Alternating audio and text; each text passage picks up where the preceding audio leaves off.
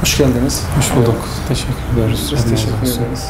Hayırlı çalışmalar diliyoruz öncelikle. Ne kadar seviyorsunuz? 28 Şubat ve FETÖ mağdurları aileleri inisiyatifi olarak sizi ziyaret ediyoruz. Malumunuz gündemde bir af meselesi ya da ceza indirimi meselesi var. Ve yine 28 Şubat'ta özellikle mağdur olan isimler, İslami şahsiyetler.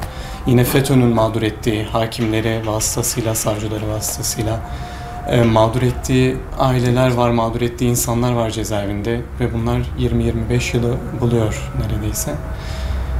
Ciddi mağduriyetler yaşandığını görüyoruz bu süreçte ama maalesef taslak içerisinde yer almadıklarını görüyoruz. Yani isimleri dahi anılmıyor ve dışında tutuluyorlar. Bunun için biz de yeniden çalışmalarımıza başladık inisiyatif olarak ve sizleri ziyaret ettik. Destek taleplerinizi parti olarak bekliyoruz.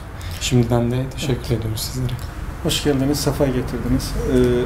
Parti olarak da biz kurulduğumuz günden beridir 28 Şubat mağdurları olarak ya da hukuksuz bir şekilde gerek cezaevinde bulunanlar gerekse dışarıda mahkum olanlar veya farklı bir şekilde hukuksuzluğa uğrayan kim varsa yanında olmaya gayret ettik. Sesleri olmaya çalıştık. Bunun için çaba sarf ettik. Yine biz de parti olarak baştan beridir bu 28 Şubat mağdurlarını takip ediyoruz.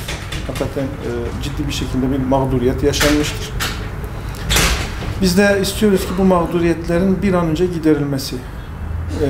Sizin de bahsettiğiniz gibi hazırlanan taslakta yine bu 28 Şubat mağdurlarıyla ilgili herhangi bir şey gözükmüyor. Bu anlamda parti olarak bizim elimizden ne gelirse bunu dillendirmek, yetkililere ulaştırmak, bu konuda çaba sarf etmek, sonuna kadar sizin sarf edeceğiniz çabanın da yanında olacağımızdan şüpheniz olmasın. Teşekkür ediyoruz.